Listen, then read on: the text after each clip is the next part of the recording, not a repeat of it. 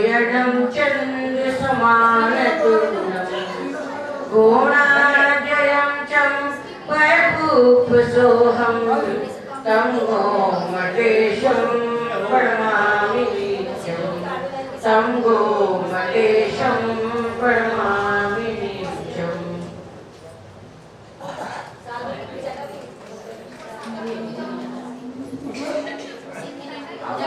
सज्जना को मैं यहाँ पे बुलाना चाहूंगा।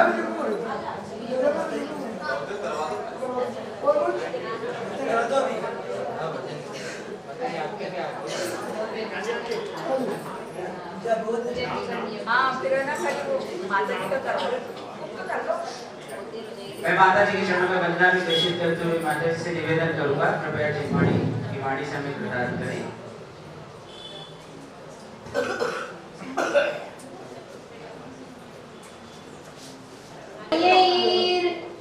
ध्यान यस्योपसर्गं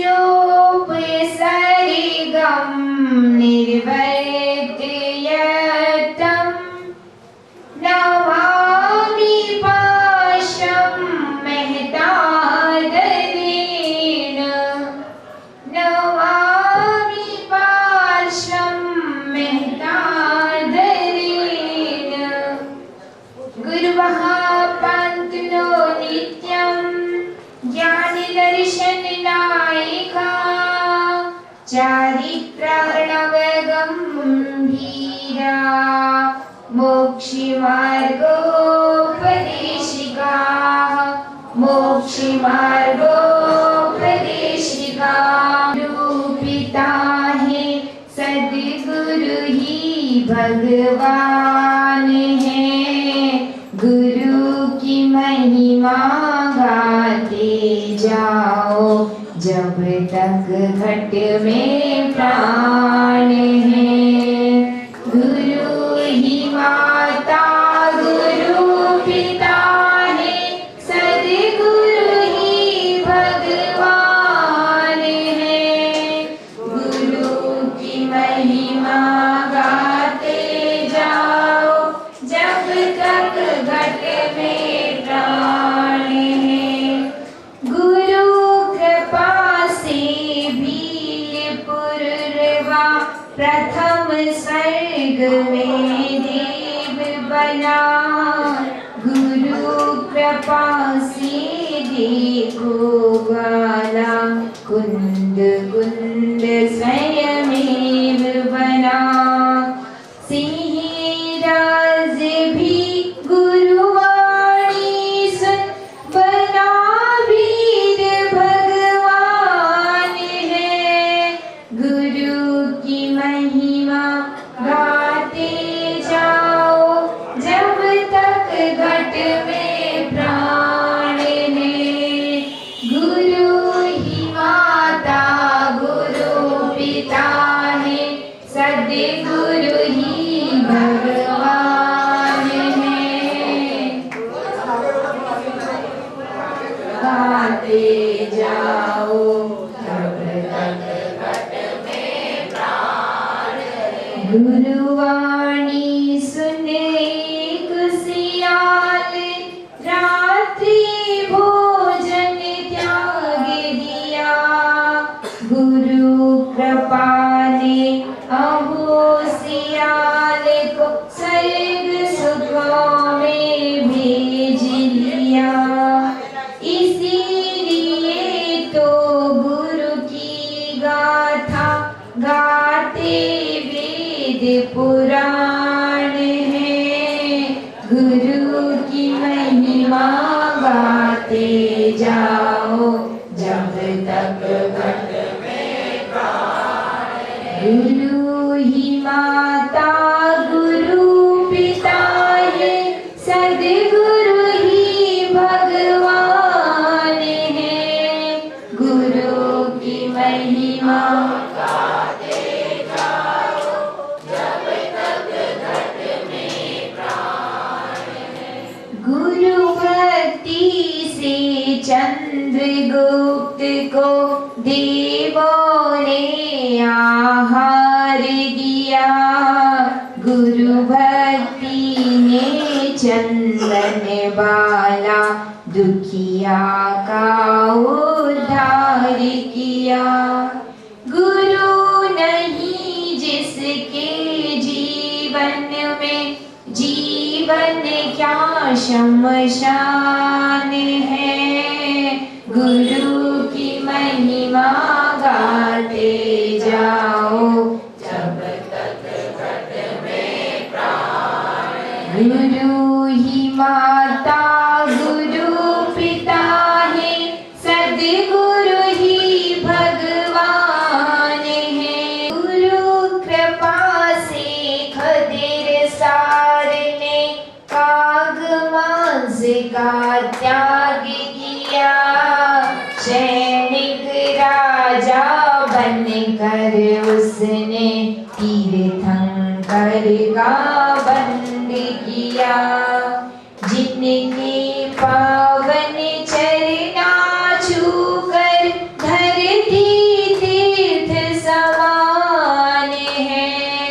गुरु की महिमा गाते जाओ जब तक घट में प्राण है। गुरु ही माता, गुरु पिता है, सद्गुरु ही भगवान है। गुरु की महिमा गाते जाओ जब तक घट में प्राण। स्वर्ग में देव हुआ जिसके दिल में गुरु विराजे, उस दिल में भगवान है। गुरु की महिमा गाते जाओ जब तक घट में प्राण। गुरु ही माता, गुरु पिता है, सद्गुरु ही भगवान है। गुरु की महिमा गाते जाओ जब तक घट में प्राण। जय बोलिए अनंत परम सिद्ध भगवान की जय। देवादि देव 1008 आदिनाथ भगवान की जय। 1008 चिंतामणि पारसनाथ भगवान की जय।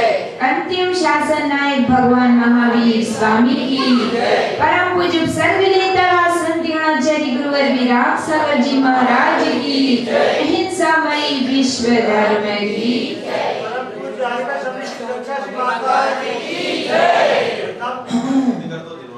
पर्युषण पर्व अपनी गति से अब कहाँ की ओर है? अपनी अंतिम अवस्था और अंतिम पड़ाव की ओर है।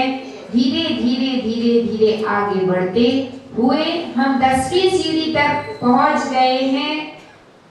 क्रोध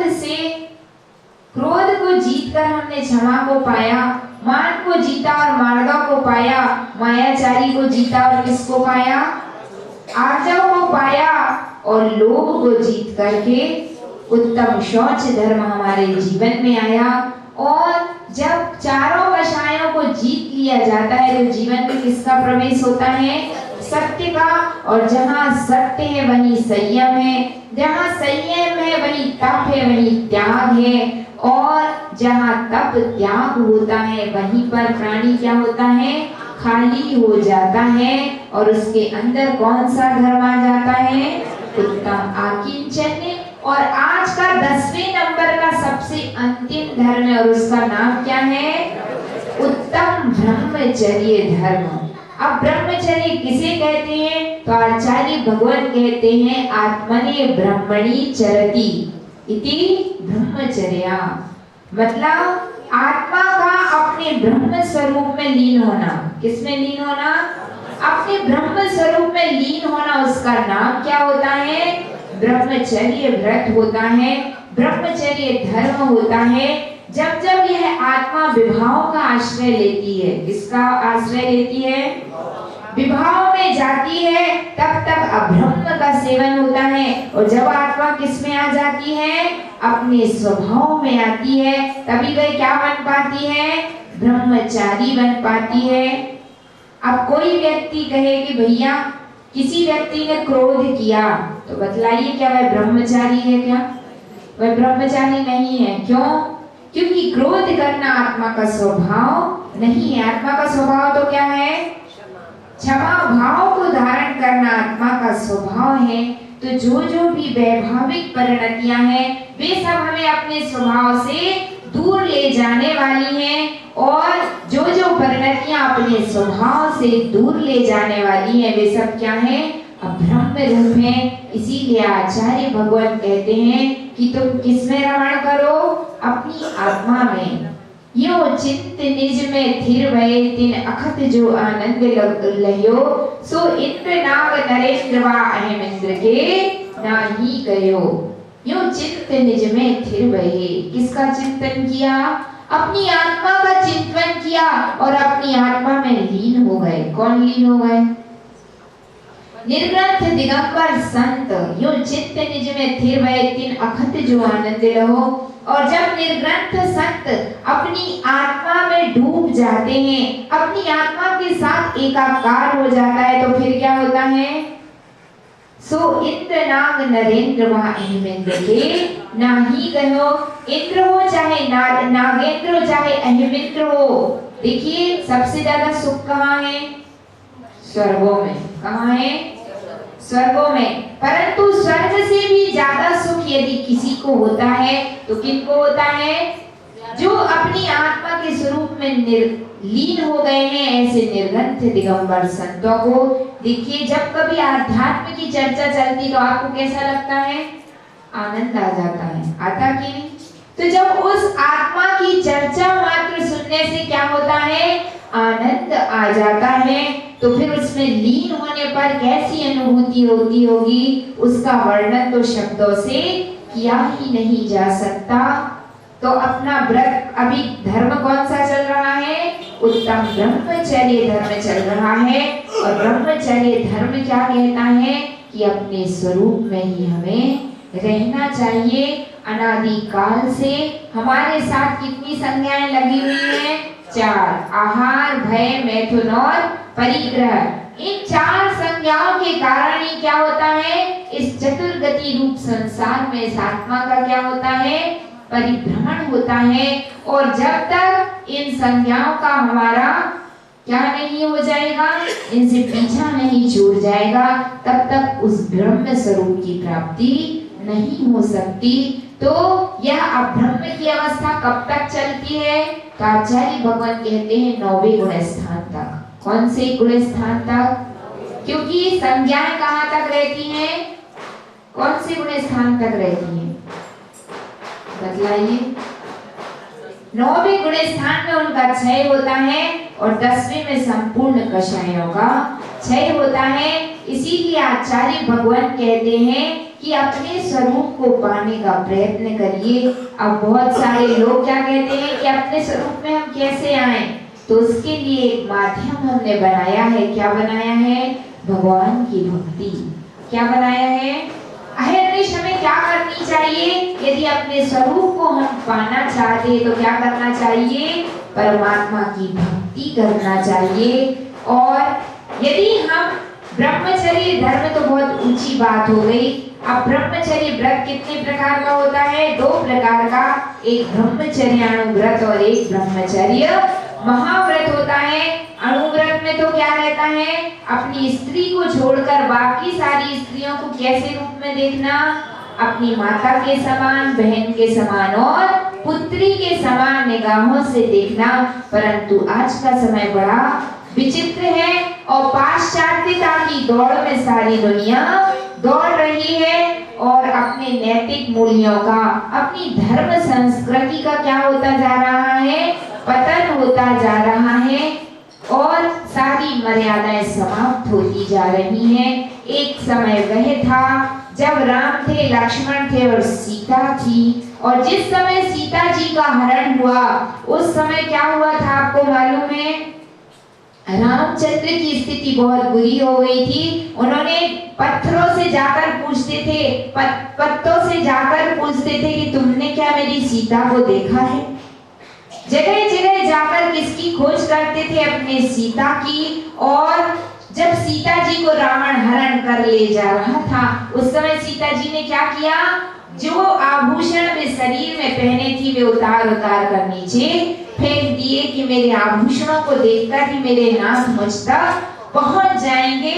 और सारे आभूषण उन्होंने क्या किए, पृथ्वी पर गिरा दिए और विद्या बल से रावण उनको लेकर आकाश में उड़ गया था।